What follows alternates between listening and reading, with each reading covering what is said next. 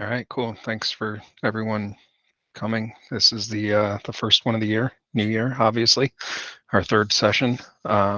We had 4 topics. I'm not sure if Manny is here. I don't think so. I don't think I saw him join. So we'll skip right into the second one, and I'll turn it over to Hao, who's going to talk about decoupling web and task containers. Okay.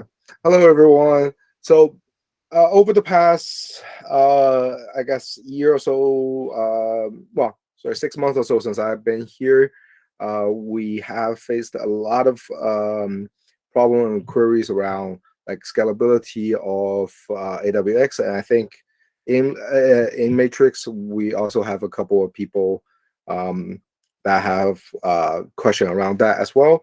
So we are trying to make an effort to help increase the scalability of AWX.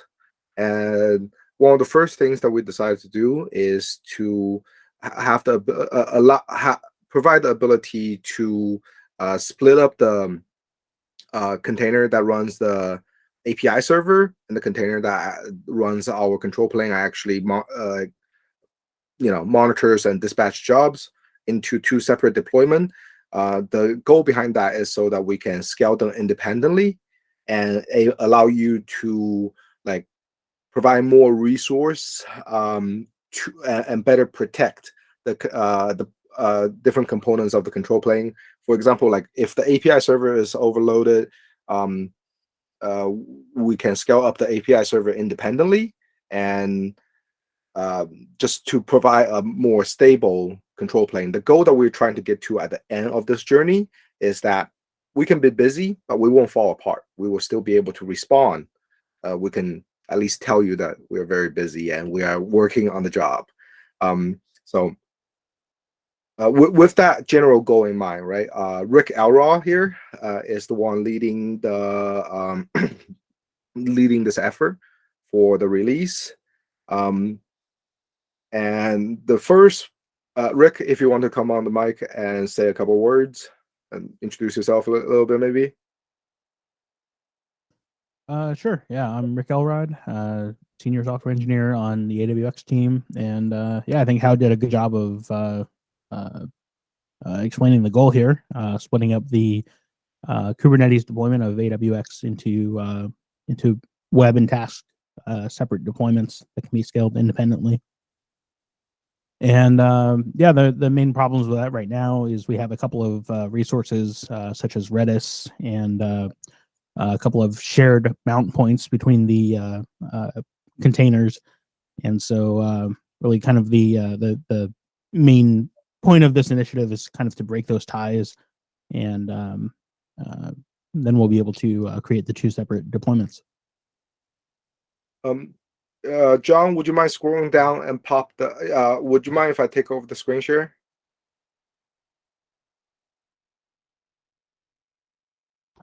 Go for it. Go ahead and grab it. Thank you very much. So, so we went and we started taking, like Rick said, right? We started to take a look at what it takes to split up the web and task containers and the ties between them, and we found some really gnarly things. For example, for controlling the rsyslog, right? This is the shape of the current deployment. We made a very rough graph of it. Here are some of the empty DIRs that's being share mounted between the task and web container. And we found a really interesting code path. So when you try to change, let's say, the rsyslog config, API call goes into web container queues a task for the for our task system, and then the task system writes the rsyslog config out to this rsyslog dir, and then this is the kicker, calls the supervisor socket of the web container to restart rsyslog because rsyslog is running in the web container. So yeah, that's probably that was an interesting discovery for us. So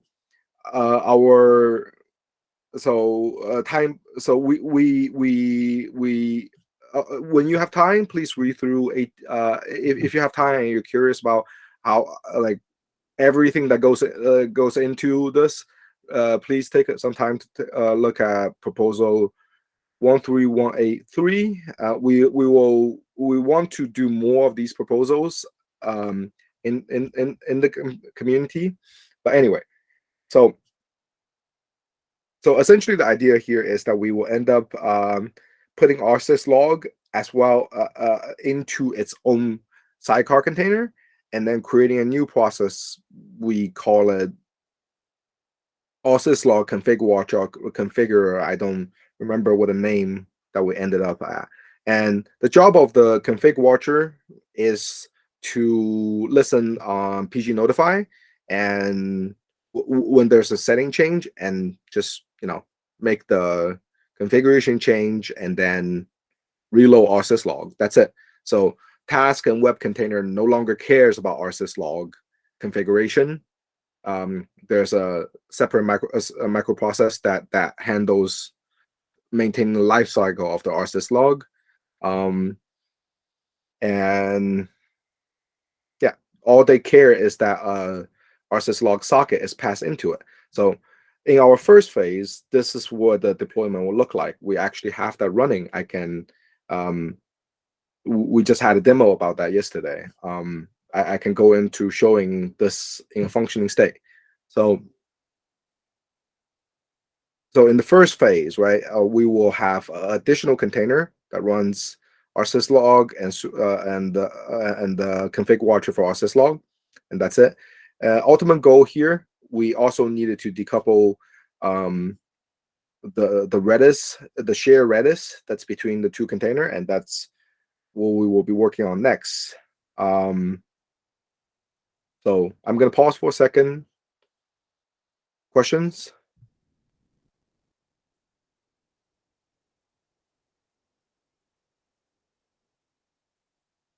Comment? Concerns? All right. Michael Waves from the chat. Starting from which AWX version and task container will be decoupled?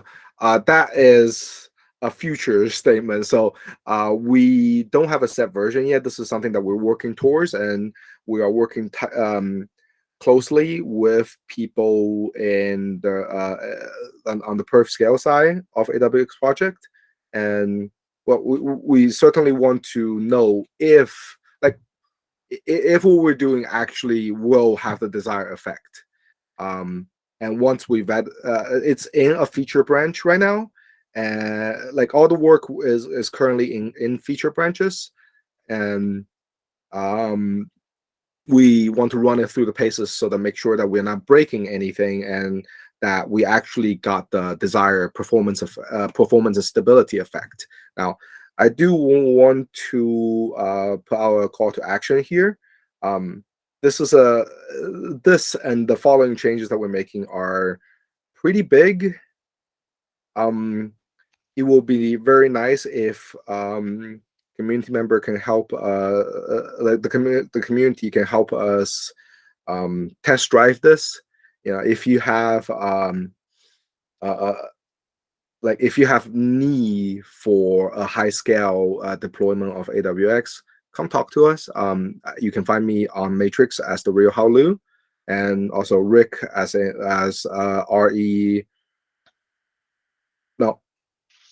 Railrod.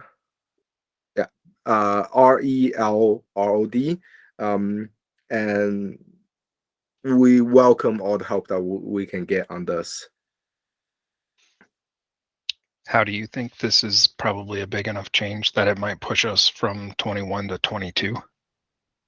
Well, so we're not changing any functional behaviors, but and I think we are making changes in surgical ways that does not break anything. So it will be it will be the community call, I suppose.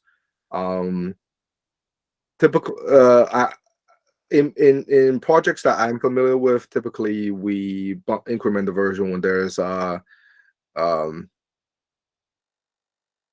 like a non-backward compatible change, right? Yep.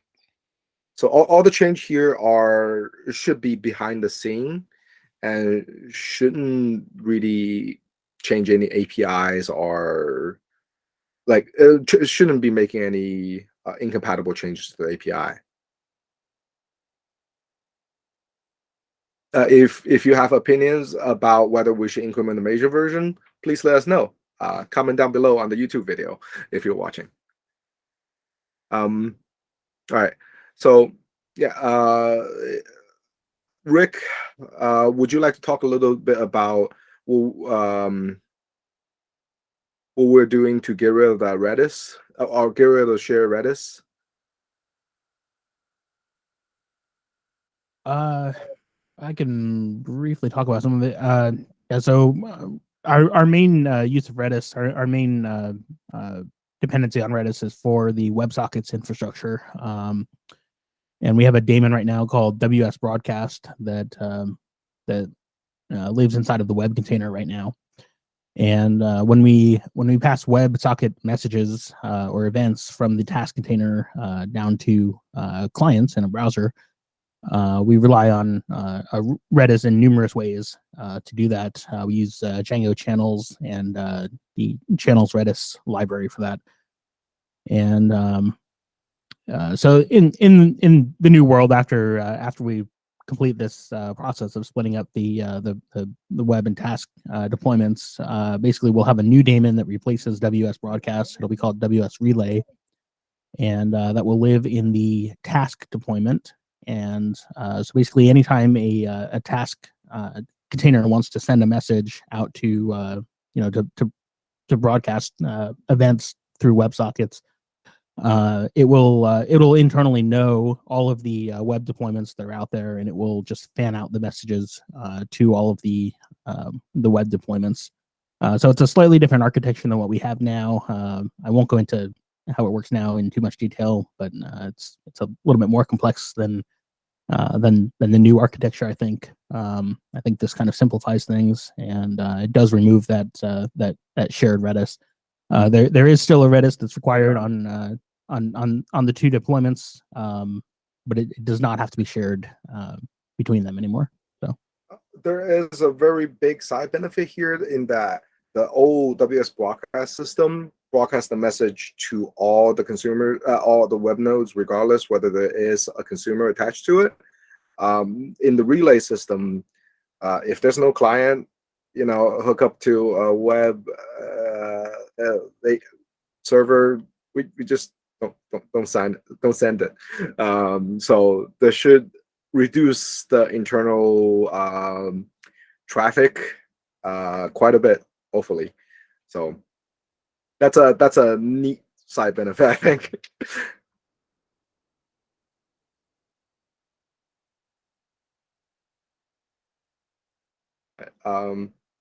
Again, if anyone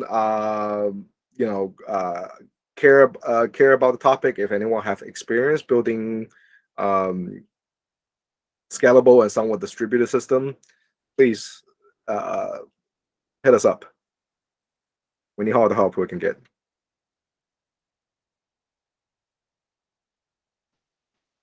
All right, I think that's it for my topic, John. Okay. Any questions or discussion on this topic before we move on to the next one?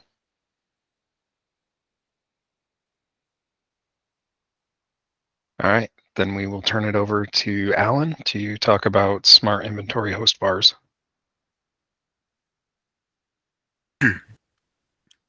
Hey, so let me go ahead and link an issue at least, and I think you'll have to ask you to follow to the end of this right now. And I'm here because I want to ask for any feedback. Just so that we have it, I'll link the constructed inventory plugin here, and let me try to summarize the situation.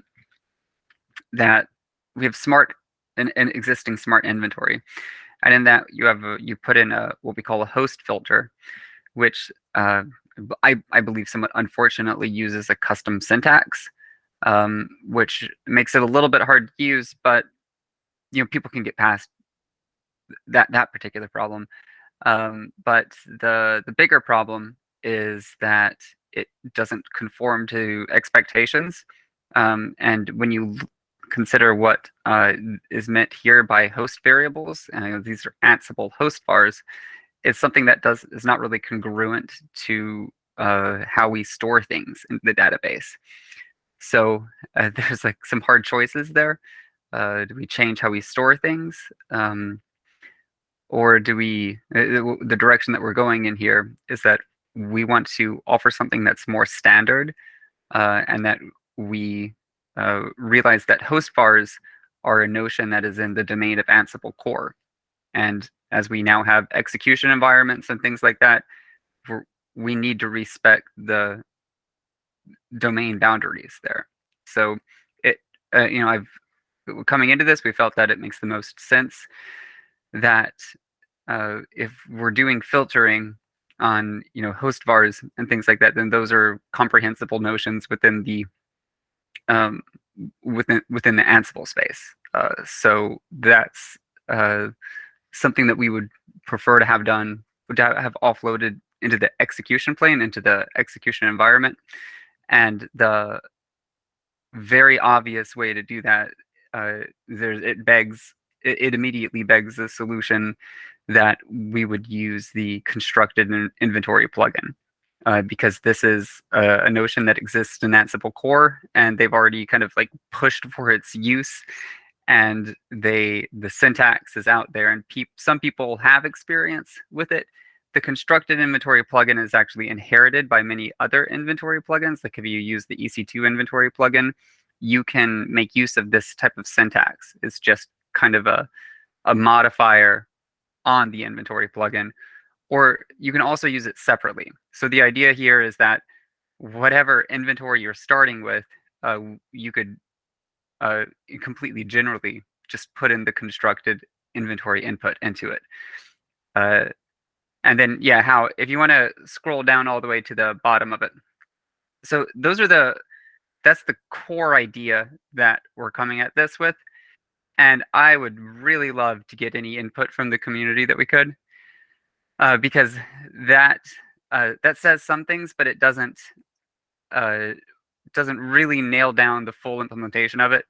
Because the idea is that what we're saying is that this would result in sunsetting smart inventory, because if you look at the constructed inventory plugin, totally different syntax, just completely different notions. So we could definitely see this being something that we introduce a notion of constructed inventory that modifies existing inventory that is in your system, that's in the database, and then that will coexist with the existing smart inventory. But then the idea is that it would replace smart inventory, and those are the ideas that we're kicking around right now. Who uses smart inventory currently? Is there anyone at all? Valid question. That's a really good question. I am curious, right? If anyone in the community, excuse me, uses smart inventory, if anyone are using constructed inventory, well, outside of controller, obviously, right now, and find that useful, please hit us up on our Matrix channel. I'm sure Alan will love to. I'm sure Alan would love to hear how you guys, how everyone's using it too.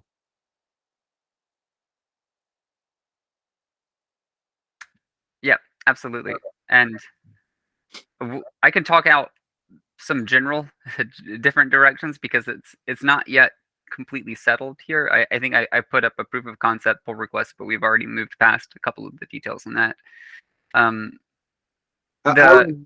If we have time, I think it may be helpful for us to discuss through like what is constructed inventory capable of, like the constructed inventory that's in core currently. Yeah. Let me try to summarize in one sentence.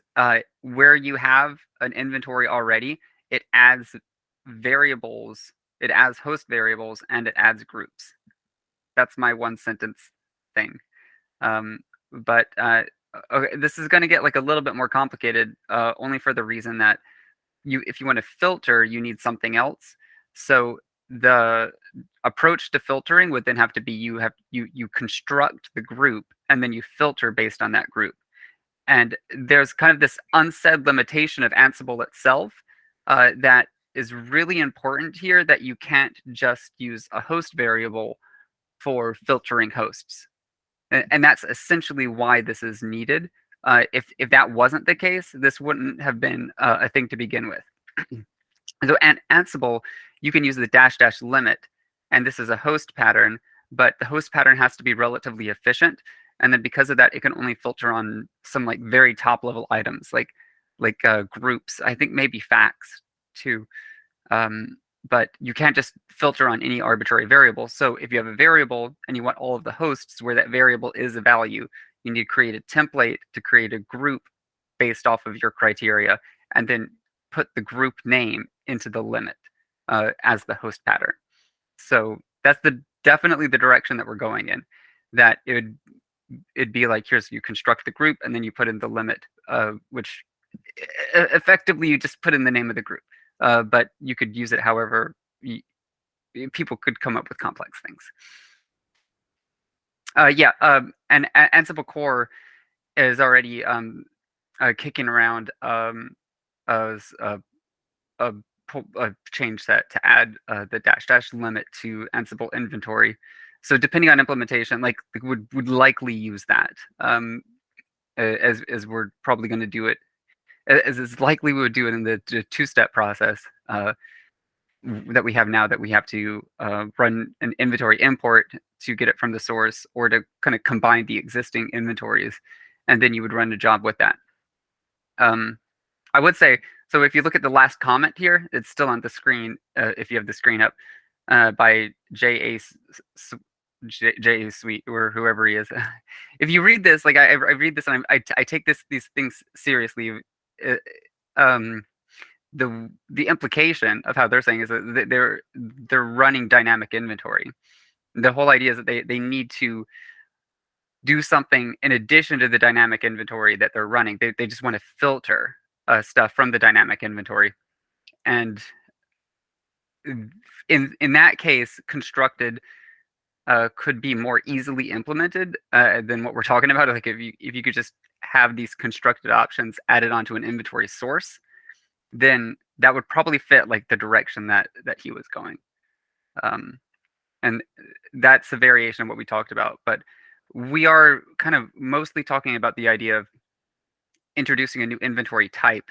And the reason is because the smart inventory right now is another inventory type. So when you go to add an inventory, it has a drop down, and then you have normal inventory and smart inventory. And we're kicking around the idea you could have a constructed inventory, and that could work like smart inventory, and that could combine hosts from more than one inventory. That's the key point about why we're talking about it as a type, as opposed to like something on inventory sources. But it's not completely firm yet.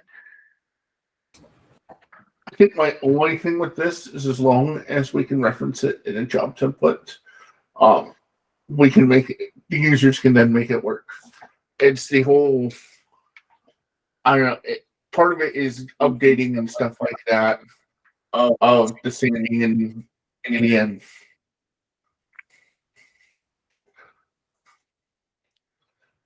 I'm sorry, I couldn't hear that entirely. I'm not sure why I'm echoing, trying to trace it, but basically what I was saying is that it's like we're creating new inventory types, but like if it's based on inventory scripts and other stuff like that, I think it's more of like in workflows where you can trigger an inventory sync because it's a unified job template, that sort of thing. As long as all those pieces are in place where it's congruent, users should be able to use it. And it's probably this, I like it. I'm just saying is we need to make sure we have the right tooling around it for things like syncing or other things like that. So I know I've basically made my own inventory plugin to get around this in some ways from a customer sort of source of truth. Yeah, I think I follow. I think these are valid points, and Yeah, what we do is going to have to follow the like the dependency chains that we have right now, uh, so that we make sure that we you know update the content and then run the job against that. Um,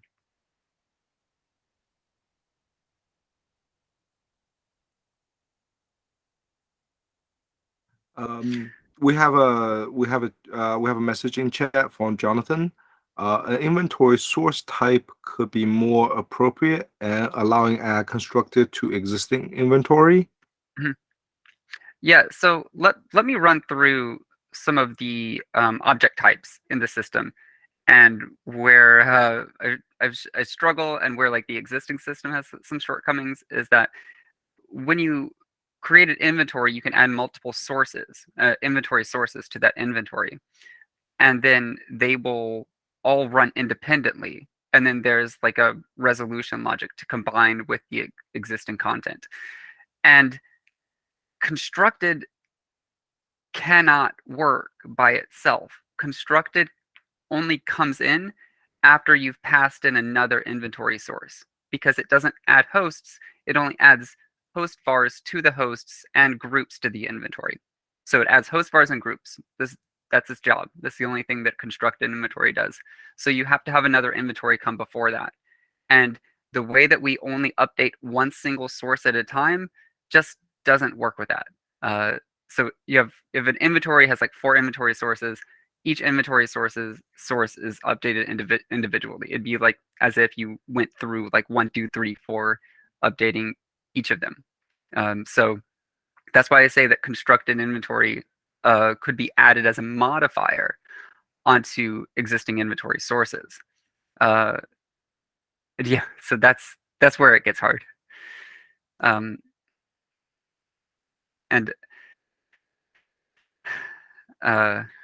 again, some inventory sources effectively already have these options, but I definitely see the value in having it generalized, because when other inventory sources like the EC2 inventory source allows all these constructed options, but you don't know what key it is. Like it'll follow a pretty standard form, but it could actually name the option something different. So it's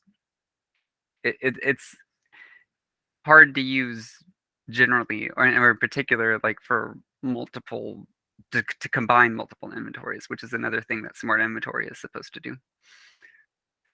So I don't want to take up the entire meeting. How do we have more people after me? It's all you, buddy. But from the conversation, right, it does seems like well, we definitely need some feedback around how we want to expose the functionality that provided by the constructed inventory to our end user. So anyone in the community that find this useful, please hit us up. Yeah, but our original statement is still like we're pretty excited about this basic idea. Introduce a form of constructed inventory to soft replace the current smart inventory. I definitely think that's a great idea, and everyone I've talked to seems to agree. It's just that we're trying to close in on the final stretch of architecting that.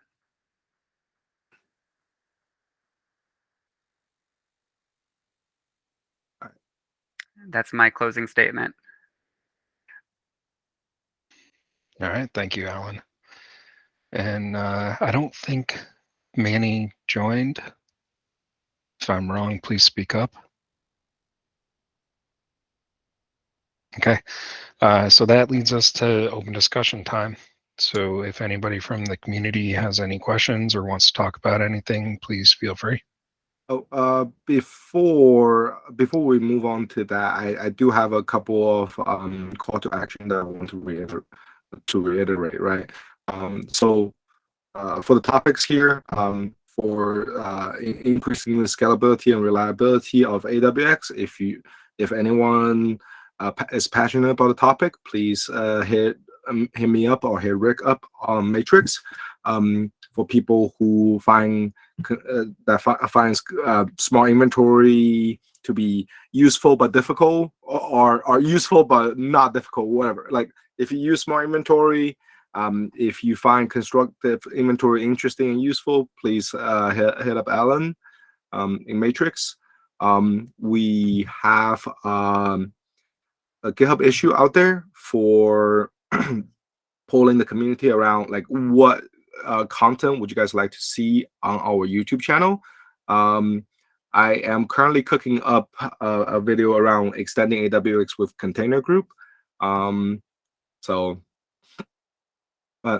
if any topic here interests you, please give it an upvote. If anyone want to make a video about any of these topics, please hit us up. It will definitely be something that will incentivize for sending out angry spots plushie. All right, yeah, that's it for me. Thanks, Hal. So yeah, it's now open discussion time if anybody has anything they want to talk about.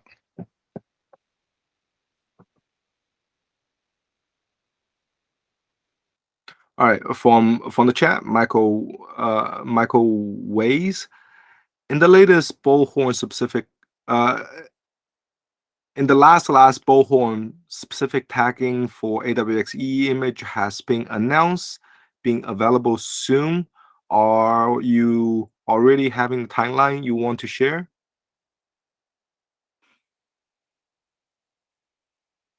Oh, right. This is back to the thing where we just released AWX EE latest, right?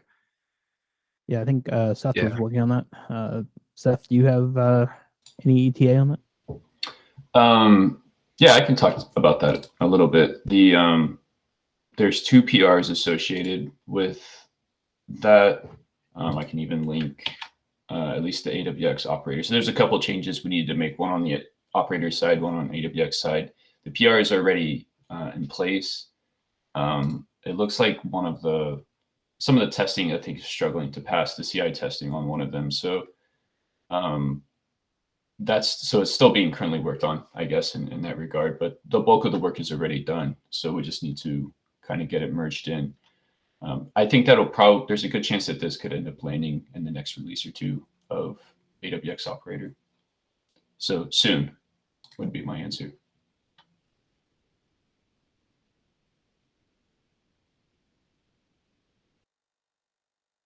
Is there a specific issue that Michael can subscribe to follow the progress? Yeah, let's see. I just linked trying to see if there was a couple issues that the parent issue that we're sort of tracking. This was one that I opened up last June, and I'm going to link it in the chat now. Yeah, so this issue that I just linked, it's an AWX EE issue. Is this a public repo? It is public. Okay, so everybody should be able to see that. But yeah, this is kind of the issue to track, and we'll update this and close this one whenever those other 2 PRs land. And we'll also be sure to have a comment in the release about this feature. So if you keep your eye on that, then the community should be made aware of that.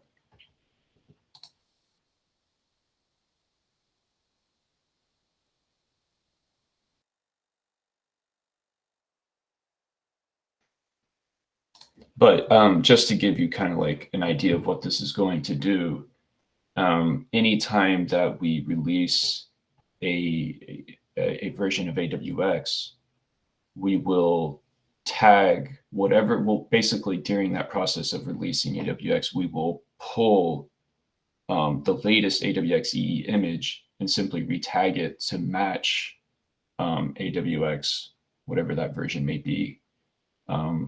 And then push it to Quay, so that there will be sort of a pairing between AWX EE images and AWX, so that you have some sort of build some sort of intuition about which ones to pair together and which ones have been sort of at least tested together.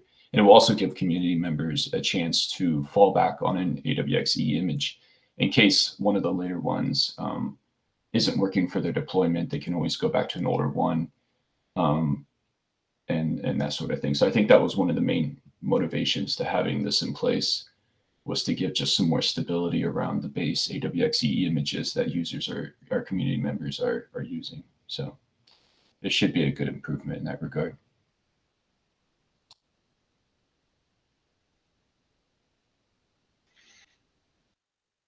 Thanks for the response, Seth, and thanks for the question, Michael. Any other questions or discussion topics?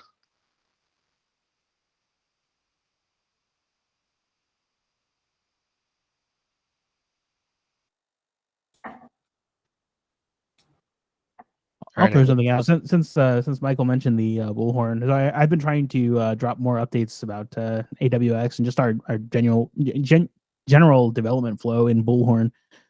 For people that read the bullhorn, which if you're not subscribed to it, I would encourage it because there's fun stuff in there.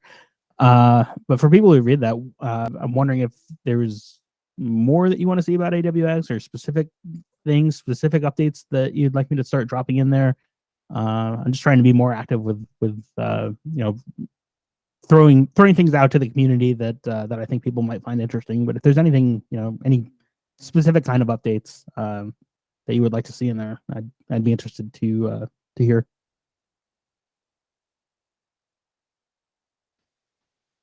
Oh, Rick, we have a question. How do you subscribe to the bullhorn? I see that. Let me find the link and I will send it in the chat. I would have thought Gondola will have them memorized by now.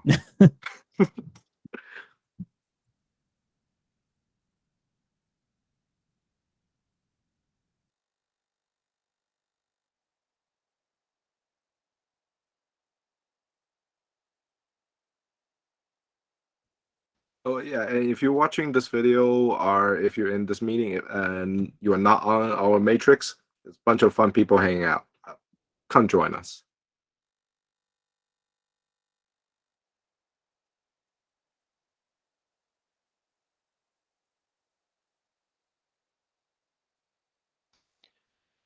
All right, is there anything anybody else would like to discuss?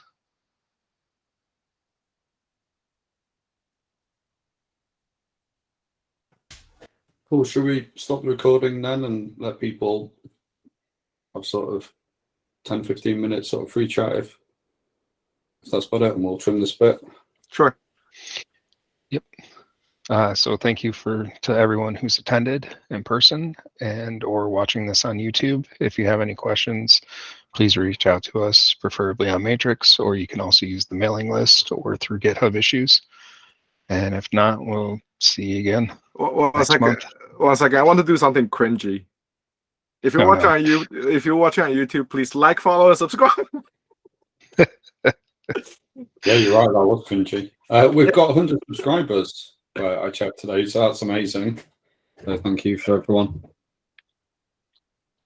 See you guys next time. Oh, Jake, did you want to mention that on voice before we stop the recording?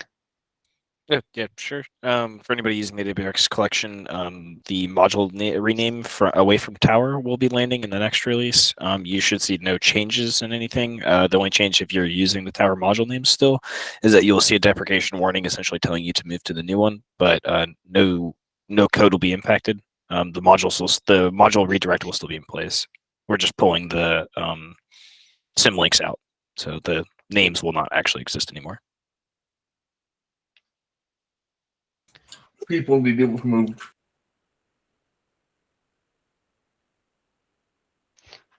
Any other questions or comments on that before we stop the recording?